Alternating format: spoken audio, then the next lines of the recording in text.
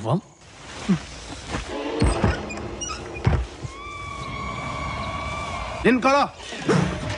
മല്ലയ്യ എവിടെ വിളിക്കുന്നു?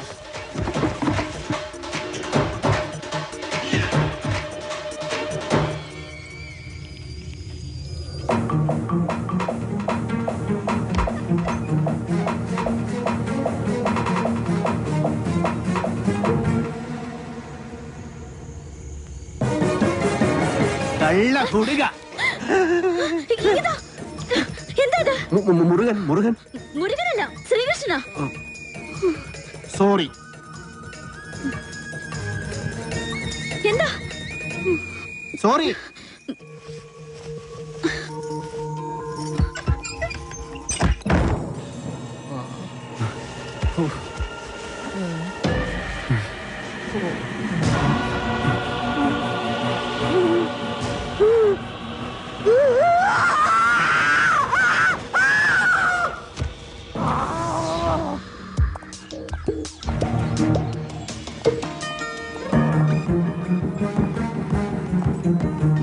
ഒന്ന് നിന്നേ.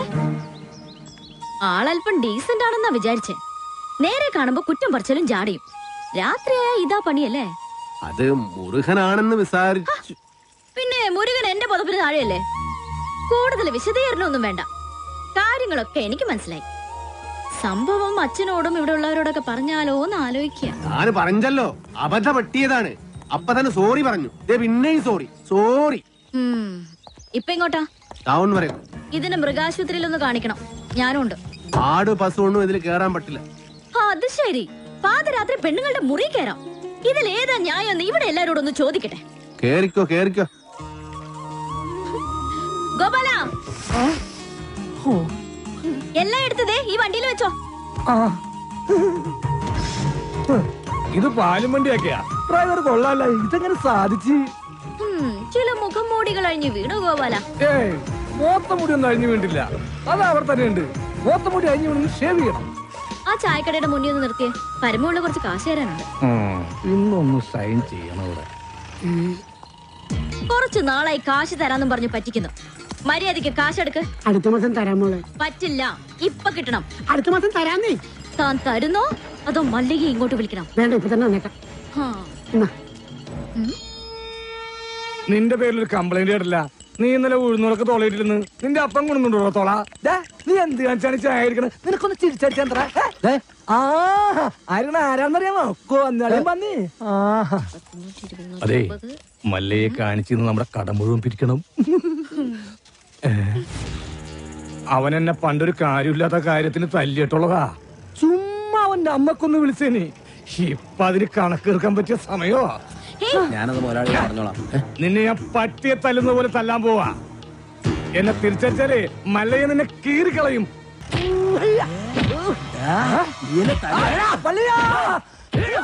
എന്നെ എത്ര വേണമെങ്കിൽ അമ്മ കുടിച്ചോ. ഐശ്വര്യമായിട്ട് ഹോസ്പിറ്റലിൽ ജോയിൻ ചെയ്യാൻ ഇറങ്ങിയതാ. ഈ ബൈക്ക് ഇങ്ങനെ ചതിക്കുമെന്ന് ഞാൻ കരുതിയില്ല. നീ ടെൻഷൻ ആവണ്ട.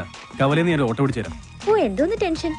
മെറിറ്റ് അടിസ്ഥാനത്തിലല്ലാതെ കാട്ടാപ്പള്ളിയുടെ റെക്കമെൻഡേഷനിലാണ് ജോലി കിട്ടിയതെങ്കിൽ അത് വേണ്ടെന്ന് വെച്ചിട്ട് പോരാനാണ് എന്റെ തീരുമാനം. ഏതായി ചപ്രത്തലേ? എന്നെ മനസ്സിലായെന്ന് തോന്നുന്നു. ഞാൻ മഹാചട്ടമ്പി ആണെങ്കിലും എന്നെ വിശ്വസിക്കാം. ഞാൻ ദശമൂലം വൈദ്യരാണോ? ശിവനാണല്ല. തല്ലിന് പോകുന്നതിന് മുമ്പ് ദശമൂലാരിഷ്ടം കഴിക്കുന്നത് കൊണ്ട് ചിലർ അങ്ങനെ വിളിക്കും.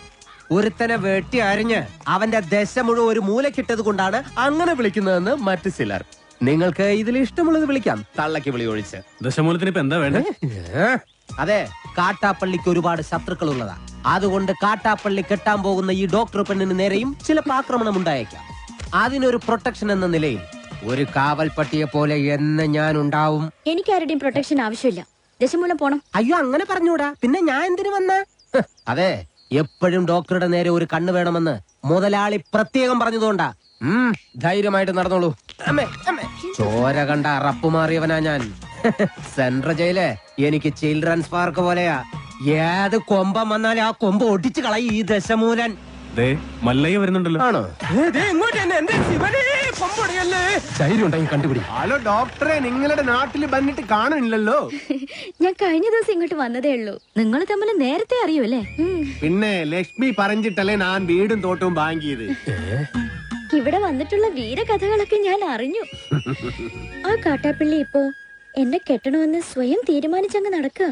അവന്നെ ഹോക കേളു, ഇവിടെ ഇപ്പൊ ചോദിക്കാൻ ആനുണ്ടല്ലോ. ലക്ഷ്മി ധൈര്യമായിട്ടിരിക്കെ, മനസ്സിലെ ആഗ്രഹം പോലെ എല്ലാം നടക്കും. ഒരെണ്ണം ജീപ്പിനകത്തും ഒരെണ്ണം പുറത്തും. അഷ്ട സാക്കൽ വാ. നീ ഒരു കാതൽ മല്ലയ്യ തന്നടാ.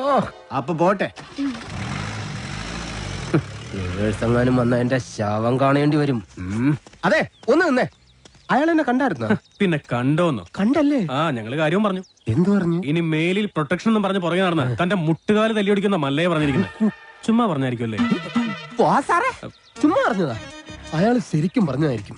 അയാൾ ചെയ്യുമെന്ന് പറഞ്ഞ ചെയ്തിരിക്കും. കുടുംബത്ത് കയറി വെട്ടിപ്പറിച്ചിട്ടിട്ട് പോകും. പിന്നെ നിങ്ങക്ക് താല്പര്യമില്ല, ഞാൻ ഇനി നടക്കുന്നില്ല. പോരാ. ഭയങ്കര ചിരിയങ്ങളെയൊക്കെ ആയിരുന്നല്ലോ നിങ്ങൾ തമ്മിൽ. അത്രയ്ക്ക് അടുപ്പാ? നല്ല അടുപ്പോ? ഇനി വല്ല പ്രേമവും മറ്റാണോ? ഹലോ, ഒരു മിനിറ്റ്. ഇതാ വരുന്നേ. അടിക്കരുത്. പുറത്താരോടും പറയണ്ട. ഇല്ല. പുള്ളിക്കാരൻ നമ്മളോട് ഭയങ്കര പ്രേമ. ആ, കാട്ടാപ്പിള്ളി കല്യാണം ഒഴിവ് പറഞ്ഞില്ലെങ്കിൽ കാട്ടാപ്പിള്ളിയെ തട്ടിക്കളയുന്ന മല്ലയെ പറഞ്ഞിരിക്കുന്നത്. നിങ്ങളുടെ മുതലാളിയോട് സ്നേഹം ഉണ്ടെങ്കിൽ നിങ്ങൾ ഈ കല്യാണത്തിൽ നിന്ന് മുതലാളി എങ്ങനെ ഒന്ന് പിന്തിരിപ്പിക്കാൻ നോക്ക്. അല്ലാതെ മറ്റു കാര്യങ്ങളൊന്നും പോയി പറയണ്ട. ഇല്ല, ഞാൻ ഒരിക്കലും പറയില്ല.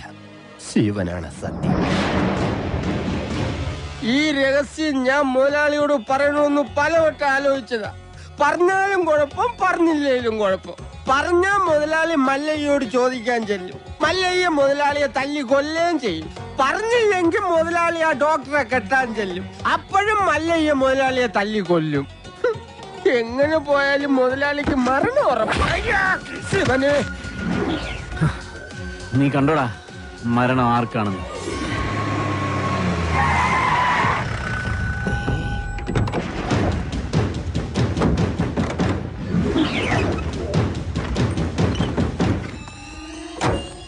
വടക്കുംമലയിൽ നാളെ ഇറക്കിയിട്ടുണ്ട്. എന്തോ അപകടമുണ്ട്. ഷേവ് ചെയ്യണം. ഒരു ചായ. മരണം ഉറപ്പ് വരുത്തിയിട്ടേ പോകാവൂ. കാര്യം കഴിയുന്നത് വരെ ഒരു പോലീസും അതുവഴി വരില്ല. മലയ, ഇപ്പൊ തോട്ടത്തിലേക്ക് പോകണ്ട. കാട്ടാപ്പിള്ളി വടക്കമ്മല നാളിറക്കിയിട്ടുണ്ട്. കവലയിൽ വെച്ച് പരസ്യമായിട്ട് കൊല്ലാനാ പരിപാടി.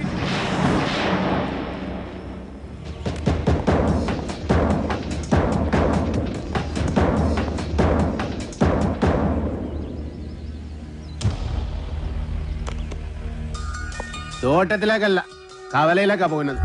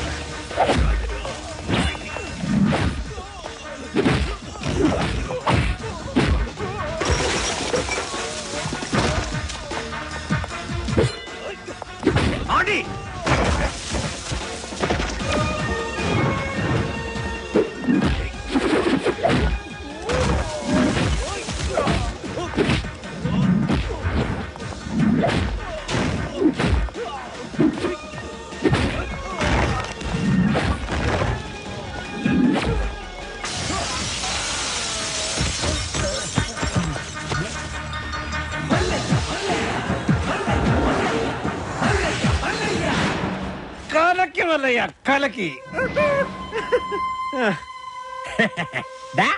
കാട്ടാപ്പള്ളി എടാ നീ ആണാണെങ്കിൽ ഇറങ്ങി വാടാ.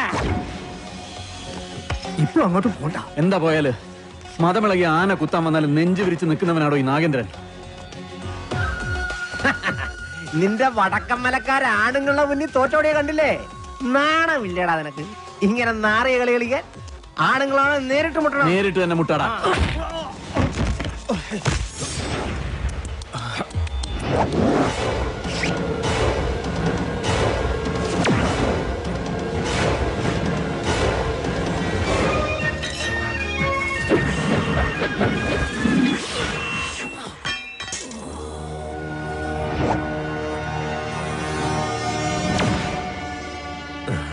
ഇത് നിന്റെ നെഞ്ചിന് നേരെ എറിയെന്ന് അറിയാൻ മേലാഞ്ഞിട്ടല്ല. നിർത്തിക്കോ, ഇവിടെ വെച്ച് നിർത്തിക്കോ. ഇല്ലെങ്കിൽ ബയറുകീരി കോടലി പുറത്ത് വന്ന് അത് നിന്റെ പട്ടി തീട്ടിക്കും. നിൻകെ നൻപക്കെ ഗൊത്തില്ല കാട്ടുപുളി നായിന്റെ പട്ടി മോനെ.